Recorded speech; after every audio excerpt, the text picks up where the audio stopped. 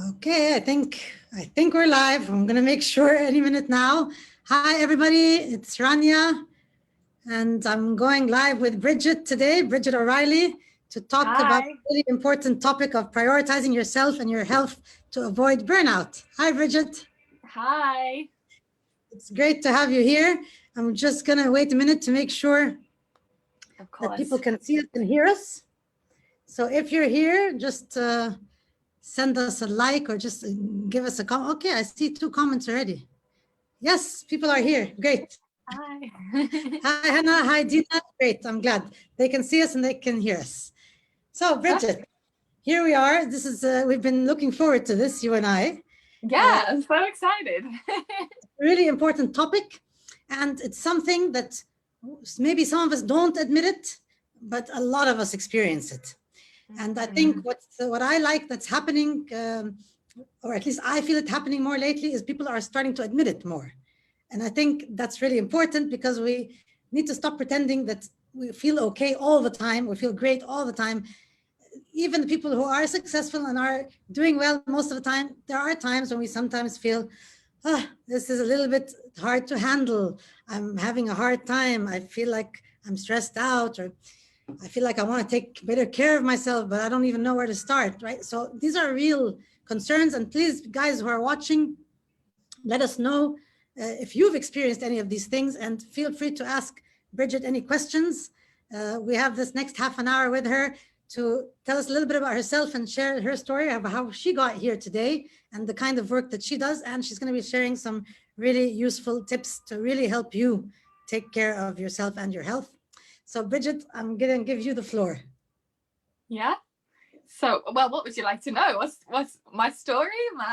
Yes. Tell me how you got. So I know that you are a holistic health and self-love coach. Is that right?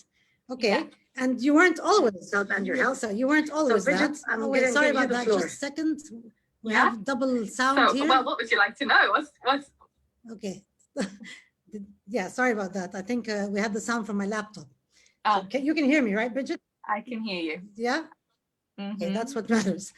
So, so you weren't always doing this work, and there's a reason that you started doing it. So let's start with those things. Yeah. So I guess my story. So I actually trained to be a professional dancer. And that's where I loved dancing my whole life. And I was like, yeah, this is it. I'm going to be a dancer. Okay. It was my dream. So I've done that since I was about 6 years old. And then I luckily got a scholarship into a really, really good dance school in Manchester in the UK, where I spent 3 years of my time. And then from then, I suppose the industry is very competitive as well. It's very full on. It was pretty intense. And from there, I ended up going to London, and I got into the hustle and bustle of London and the dance industry. And then I actually got a job in Malta for 7 months. And then, since it was a dance contract, a professional dance contract. And then I actually started working on cruise ships. And I guess sort of a little part, I guess a little part of my story as well is that the dance industry, I've kind of realized, is you're very hard on yourself, and people are very hard on you, and it's constant rejection, it's constant I'm not good enough, you're not good enough, and endless auditions. So I already had that sort of heaviness on me. And then so basically I started working on cruise ships, and that was kind of the point where things kind of got a bit rocky, let's just say. So I did cruise ships for 1 year, and the first 6 months were pretty amazing. Like I was given everything I had, and I was traveling the world, but I think it was a little too much because you're in a different country every day, so you're like, oh my god, I want to go here and I want to go there. But I suppose another thing is you're not on holidays, you're still working. So I was working 2 shows a night in the evening, and I was like doing 2 shows a night, and then I would go to crew bar or whatever and have fun and drinks in the evenings, and then have 3 hours sleep, and then the next morning I'd be like, yeah, let's get up again and go and see another city. And I was doing that constantly for 6 months. And then I got a 10-day break, and I was like, ooh, I'm feeling a bit rough. I'm feeling a bit rough. And not to mention, the food on the ship is really, really bad. Like, oh my God. I spent 6 months eating soggy broccoli and rice. It's not as glamorous as people think. Yeah. So I basically came home for 10 days, and I had another contract on the cruise ship. But I kind of realized, I was like, I'm not feeling so good. You know, I don't think I can keep giving, because I had done for years, constantly just giving and giving and giving, and not fueling myself properly, you know, and just, yeah. So I kind of went in with a different mindset the second time round. And it was a little different that time. And I think that's when I realized that I was like, okay, I think I need a break, and I think I need to just put myself first, you know. And I guess that's kind of when actually COVID hit, and we got sent home about 2 months early. And I had always been interested in health, always. And I was like, wow, this is like amazing. And I was like, oh, you know, I need to do something with this, because I think dancing was sort of slowly burning me out really badly, more so than I even imagined. So I got home, and I got back on track with my health, and I was like, wow, this is amazing. I feel great. But something was still missing. And I think it was from all those years of actually having this competitiveness and constant rejection and constant you're never good enough, that I kind of almost had this really bad relationship with myself. So although I was eating super because healthy, you start believing that. Yeah, I mean, you start believing that this is true. I believed it. I believed it. And I was like, oh my gosh, like this is like, I had this awful relationship with myself, and I was like, what's health without this self-love? I was like, I don't like, yeah, you can eat all the kale smoothies you want, but I was like, I don't feel good in myself. So that's kind of the point where I got into, you know, personal development, and I just started sort of embarking on this amazing journey of like self-love and just finding myself. And I was like, wow, okay, I was like, this is health, this is it. And that's kind of what led me to, I had already done my health coaching program and my course, and I was like, there's more to this. So I got onto the life coaching journey, and I was like, okay, I want to help other women do this, because I know how amazing it is. And and you were there, and you were in that sort of rut, and you got out of it. So I got out of actually, it. a couple of comments here. So Hannah's saying, so at first she was saying, I've definitely experienced all of those things a lot. Excited to hear what you have to say, Brigitte. And then she said, super interesting hearing your experience working on cruise ships, because I almost did that after university. So yeah. And so obviously it's not as glamorous. And the cool thing is you did something about it. And that's, I love seeing that, because like I used to think like I'm stuck in the same thing, whatever it is, like, you know, change was not something so easy. And I think for a lot of people, change is a bit scary, but to actually notice what is or isn't working for you and then do something about it, I think that's really cool, because even if change can be a bit scary, it can also be awesome. And that's exactly what you did. And you did make a big change, but it's a good change, right? And so today you actually are helping other, just women, or who do you work with specifically? So specifically, just generally? Yeah, no, specifically it would be other sort of burnt out women, busy women as well. Maybe they've given everything to their jobs, to their careers, and they're kind of stuck in a rut, you know, stuck in the rut. There's no energy, no time, feeling unhealthy, you know, oh my gosh, I have no time. I need to grab this unhealthy meal because I don't know what else to cook or what to have, and it's comfort food, and I'm feeling, you know, so it's that kind of rut. And so I just help them with their self-worth as well. and Yeah. their healthy I eating. mean, that's where it all starts, right? I mean, Yeah. I didn't also know that, but definitely a firm believer that, yeah, that's step number one, just like really feeling that we're valuable and worthy and good enough, and sort of Yeah. really loving ourselves, because then everything else follows. So you do, so is it health? Is it more health coaching, like what you eat and lifestyle and things like that? And then also self-love, is it, so it's both those things? Both of them, yeah. I've Okay. kind of gone into, I was like, they're combined. Like, you can't have health without self-love, and you can't have self-love without health. Like, they're together. And I was like, the greatest love journey, the love story you're going to have is the one with yourself. And I was like, if you don't love yourself, you're not going to feed yourself with good foods. But then I, as I was saying before, you can eat all the kale smoothies in the world, and if you don't love yourself. Yeah, that's true. And I agree. I was having a lot of those smoothies at a time when I wasn't loving myself as much. Now I'm loving myself a lot more, but I'm not having many of those. So yeah, so I need to, sort of do both. The balance, isn't it? Yeah. Yeah. So if you were going to share some tips with me and everybody else who's watching, what would you share? And wait, let me just say there's another comment here. Oh yeah, Dina says, I like your courage to have this awareness at this young age and stop burning yourself. Yeah. And I think that's really cool as well, because I mean, I'm much older, and for me, it's really exciting when I see that younger people are learning all the things that I just learned just a few years ago. I mean, no regrets, my journey is the way it is, and that's fine.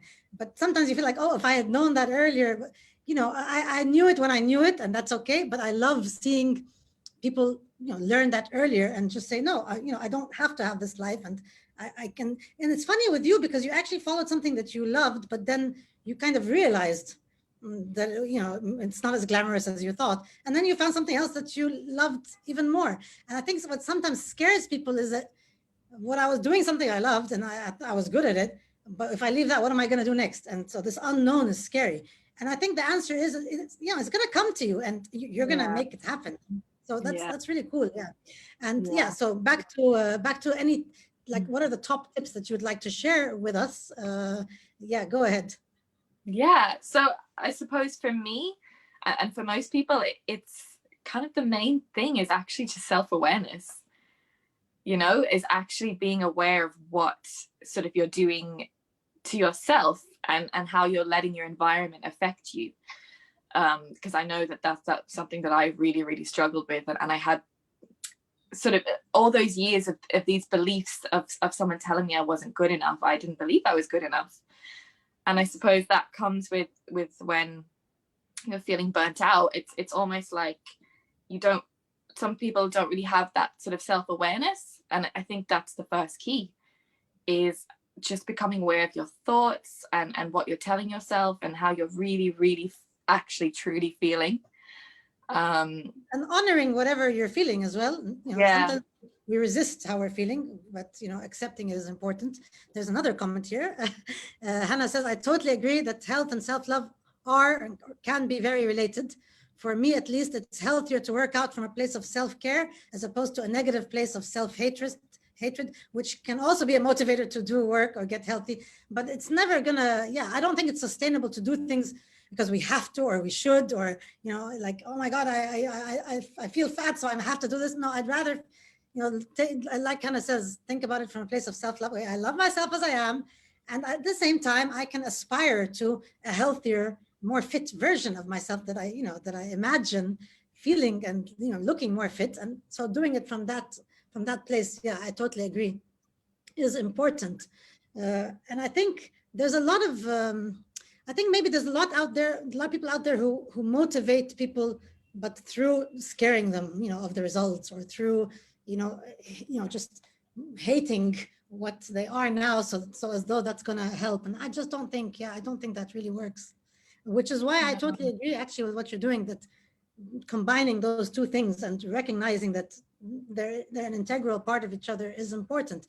Because if you're going to go to a health coach and who's only going to talk to you about the smoothies and the kale or the whatever, that can work, but it's not going to work if you're not also on that self-love journey.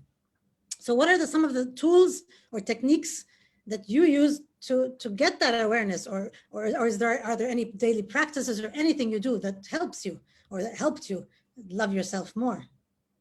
Yeah, so I'm a big, massive fan of a morning routine.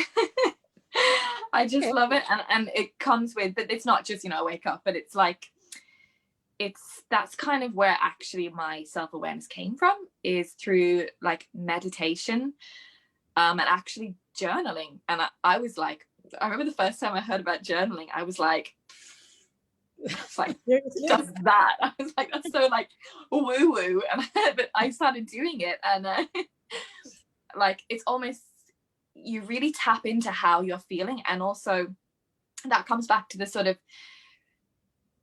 coming into the place of, there's a place of love, and then there's coming from a place of fear. So, and also your inner critic, what's your inner critic telling you? Yeah. And actually being like, okay, what is, like, almost, because we all have an inner critic. It's inevitable, we're gonna have it, but it's about not letting your inner critic take over the show. So yeah, that's with the journaling, and you can kind of tap into being like, okay, what is she saying? How loud is she speaking? What is she telling me? Why can't I prioritize myself? What's going on here? Where's the gap? And asking yourself journaling, what do you actually write? Do you write just anything that comes to your mind, or do you write down the things that your inner critic is saying, and then do you write down other things that you want to combat those, or how do you do it? Yeah, so I suppose it depends on the day, honestly. Yeah. But some days I kind of just go with how I'm feeling, and I'm kind of just like, oh, let's just write how I'm feeling. But other days I'm a bit like, oh my gosh, I have no idea. So oftentimes I'll tap into actually sort of thoughts that pop up, like, what's my inner critic saying? What's she telling me? And sometimes some will be like, I'm not good enough. I'm like, why do I think that? And I'm like, what could I say instead? And I'll actually write them down. I'm like, what can I tell myself instead? So I guess that's where the affirmations come in. Yes. And affirming new thoughts and new beliefs and more positive ways of thinking about yourself and your day ahead, and your life and where you are in this moment in time. Because if you're not happy now, you will never get to the point where you will be happy. You've got to accept where you're in your life right now. I agree, and it's why am I doing this? Because it's so much fun for me to hear other people saying a lot of things I believe, but in their own way. I mean, let's face it, so many people are saying similar things, but everybody has a unique way of presenting things. And yeah, so when if you hear somebody just say, happiness is right here, right now, yeah, but that's fine, it is. But when you just said it right now, it will resonate with somebody in a different way in this moment. And I think it's absolutely true. And even happiness findings tell us that it isn't about that trip that you want to take or that car that you want to buy or whatever. It really is about accepting the moment and your place in it and what you want to do now and then next, or working towards something. But yeah, it's not always easy. I mean, I definitely struggled with happiness, which is why I became a happiness consultant, and I struggled so much less. But an important thing for people to realize, and that's basically what you were talking about as well, is that sometimes when people look at people who are whatever we are, whether you're a self-love coach or you're a happiness consultant or whatever, it doesn't mean that you aren't always also working on these the inner critic and the voices. I mean, that's part of being human, and it's okay. Sometimes people think that we have it all figured out all the time, that we always know what we're doing, and that everything's always great. That's not true. It's just we do the daily work. Now, whether it's journaling or it's for daily affirmations or it's daily meditation, or for somebody like me, to be honest, I'm not great with my morning or evening routine, but all of these things, they're like built into me. So throughout the day, I'm always noticing my thoughts and then shifting them around, noticing that what voice am I using on myself, and then like, why am I saying that? Why don't I say this instead? So I have like a constant daily affirmation kind of thing. That's what I do. But I probably could benefit from an actual routine, We have a comment here as well from Hannah, who has a routine as well. She says, having a routine is great. Mine is a night routine, but I also found a lot of peace in my nightly self-care practice, which also consists of some yoga and doodling / journaling and other things that benefit my mind and body. It really does help to be mindful and self-aware, because then things don't creep up on you as quickly or as much. And that's really it. It's not that they're never going to creep up on us, these old thoughts or old patterns of belief or behavior. They're always there. They do. So we're better equipped to deal with them, put them where they belong, in their place, without bashing them. Like, okay, I hear you. However, I don't believe you. And not everything we think is true. Not all our thoughts are not true. And it's up to us to use the power of thoughts for us and not against us, so that we're not self-sabotaging. And so I'm just sharing as well some things in case people here are, need to hear that, or it'll help them. One thing, I wonder if you could help me figure out how to help anybody who's listening, because I've been getting this a lot as well, is when you actually know what you want to do, but you're not doing it. So like really, really procrastinating, or what, do you have any insights here to share? Yeah, you're laughing. So no, it's true. Yeah. And it's something that so many people suffer with, including, like, even I do, I'm not perfect. But it's again, it's almost figuring out why are you procrastinating, actually getting deep and being like, why am I procrastinating? And there's so many different reasons. It's what you could be an avoider, someone who avoids doing things because they're afraid of something, or maybe it's they don't want to disappoint someone, in some reason, or whether that's themselves, they don't want to fail. So it's almost kind of, it happens in the moment as well. You kind of go through this thought process in the moment, and you almost rebel against something. And I guess you do. I'm laughing because Hannah says, yes, please help.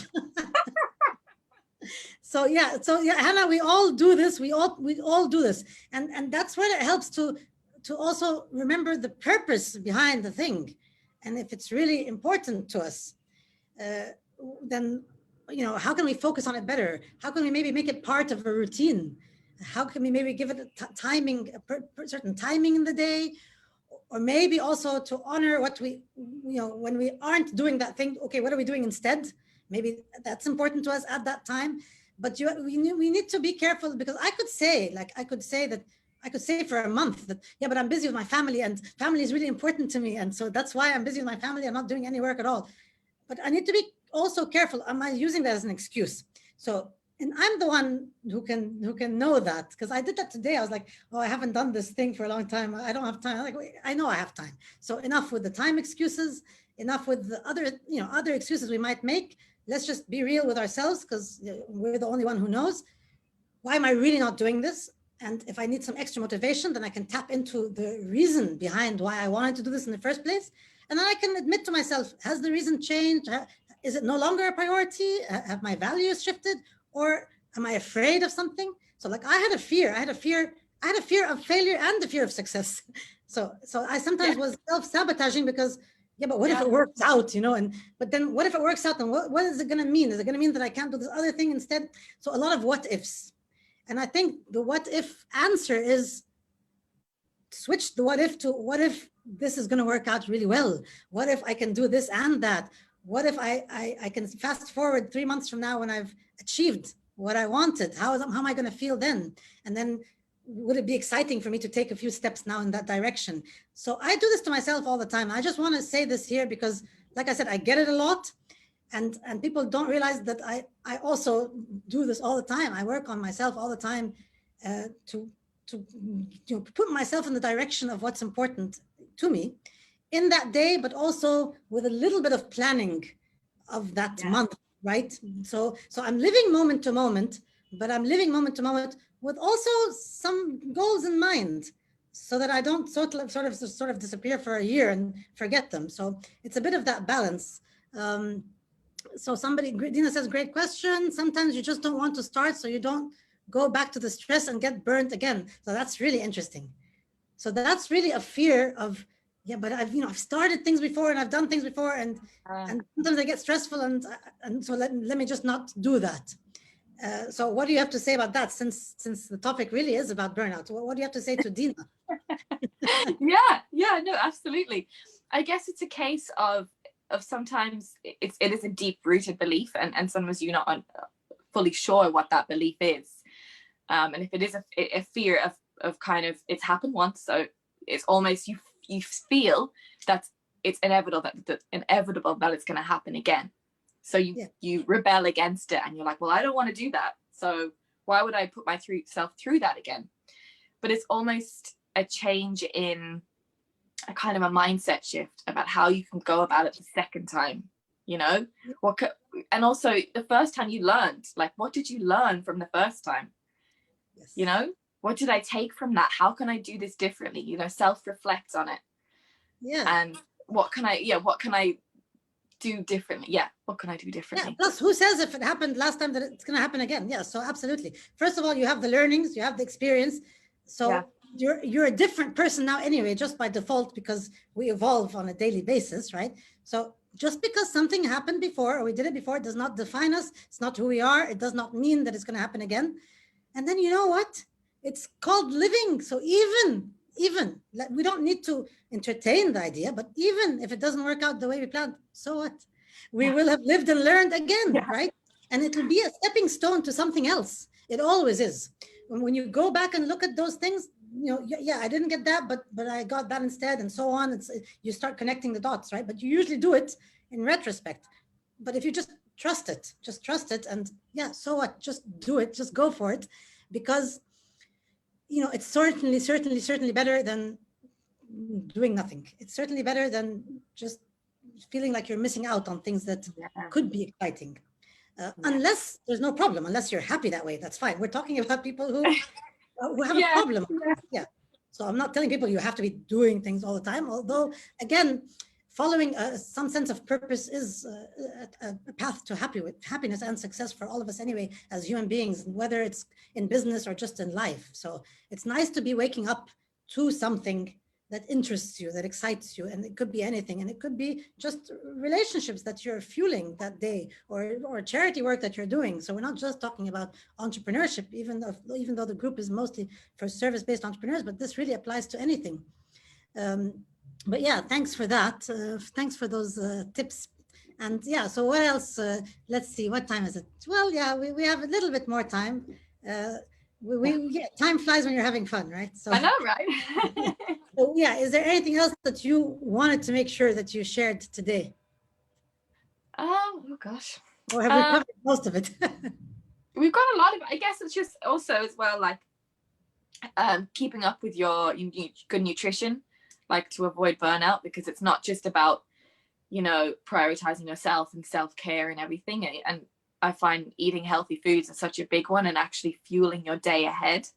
You know, for example, like at lunchtime, while you take your break, because everyone needs to have a break, remember that. But also, like, I find just fueling my body with like good fibrous foods, lots of veggies, things that's going to fuel my brain for the rest of the day is such a big one. Hydration, lots of leafy greens, like lots, just fiber, you know, like just don't be like, oh, I'm going to eat, you know, this and that. And I guess it's as well, if you're busy, try and find time maybe at the weekends to do a bit of meal prep, to actually get yourself in the zone of eating good healthy foods throughout the week, you know. Yeah, so meal prep won't include getting all of the numbers of the pizza places and things like that and preparing them. No. Yeah.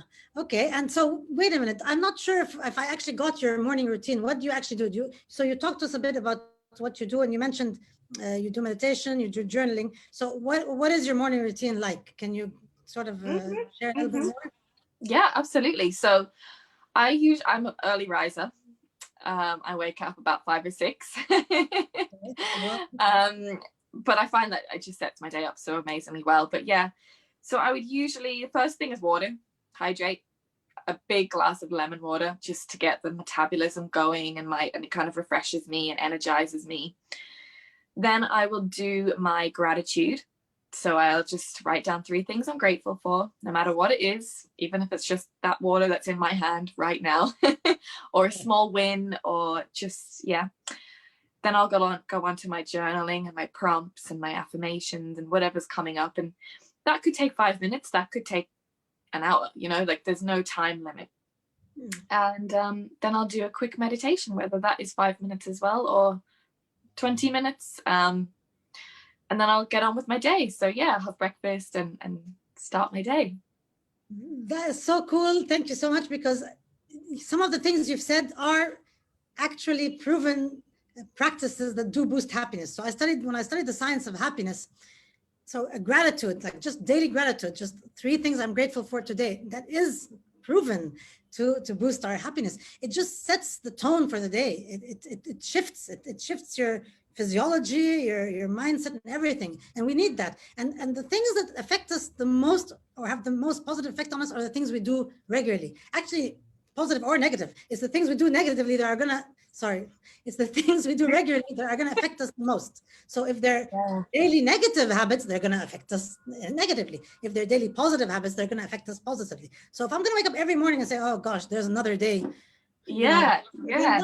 That's I've just set the tone for that day. So whatever you're feeling now, if you're feeling like I'm not in a good place, I'm not able to focus, I'm not feeling good, you can entertain that thought. But if you keep affirming that thought, you're going to be getting that reality. So I would recommend then acknowledge that this is how you just felt right now, that I'm not getting things done, I'm not feeling good, but then start to say the opposite. Okay, no, I'm okay. Say the first thing that you can accept. I mean, maybe you don't want to jump from that to no, I feel awesome, and maybe that's too big a jump. Yeah. But what's the very big thing? What's the believable thing? Like, okay, but I'm okay. Maybe that's just fine. I'm okay. And then the next day, okay, today is going to be a good day. Just anything that you can affirm that's positive, because that is going to set the tone for the day. Hannah says, I really needed to hear this today. This was a wonderful positive affirmation reminder. Thank you both for all your insight. Brigitte, what you do is awesome, especially in the creative field. Burnout is so prevalent, so I love hearing your journey to health and happiness. I'm sure you'll help so many women overcome their stress or anxiety or feelings of burnout. I am also sure you will.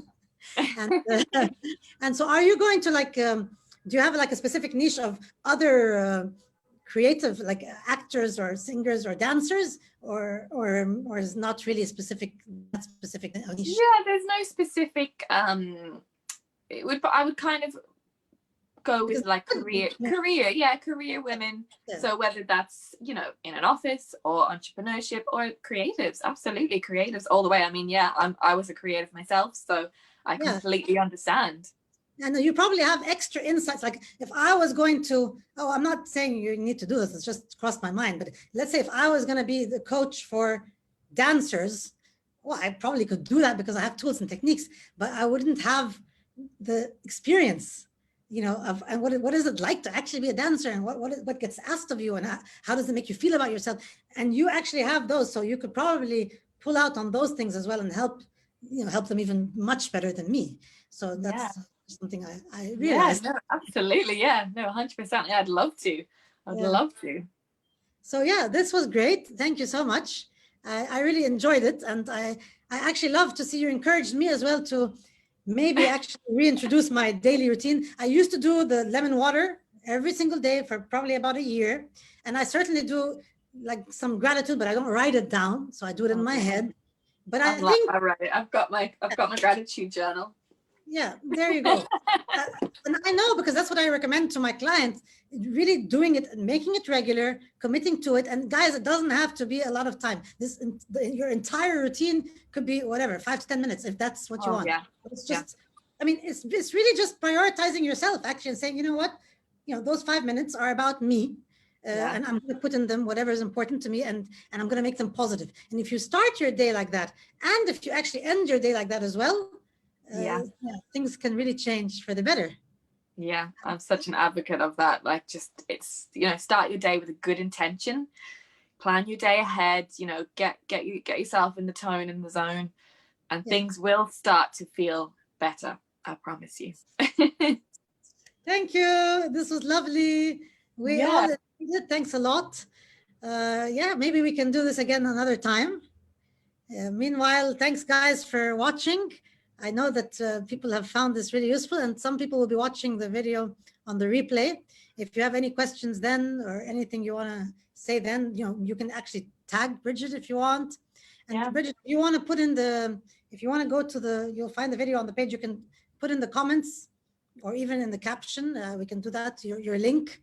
Yeah, of course. How people can reach out to you. Anne-Marie says that was a beautiful interview. Thank you so much for that. Yasmin says thank you. Dina says thank you very much. I enjoyed listening to you both. Hannah says thank you both. A lovely watch. So great. Thanks. Amazing. We both enjoyed it. Thank you so much. Yeah, and, thank you. And thank you everyone for watching. I really appreciate it. Okay. Bye, everybody. Bye, Bye. Bridget. Bye. Have a great evening. Yeah, and you. Thanks. Bye.